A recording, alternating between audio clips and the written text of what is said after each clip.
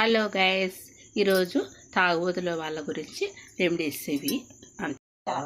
First జామాకు తీసుకొని శుభ్రంగా కడిగేయాలి, పురుగు లేకు. ఓకే, మరలా ఇప్పుడు శుభ్రంగా తమలపాకులని కడిగేసేయాల, పురుగు లేకోవాలి. మనము కడిగిన ఆకుల్ని జార్లోకి వేసేయాలి. ఇలా అన్ని జార్లోకి వేసుకొని మెత్తగా వేయాలి. మీ ఆకులను బట్టి కొంచెం కల్లుప్పు వేసుకోవాలి. ఈ ఆకులు వేసిన జార్ని తీసుకొని మిక్సీ మీద పెట్టి గ్రైండ్ చేయాలి. మిక్సీ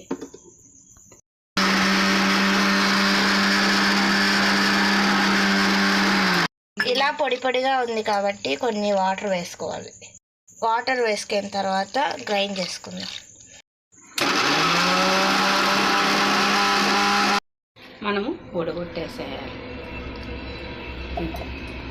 కొద్దిగా పసుపు వేసుకోవాలి తగిన.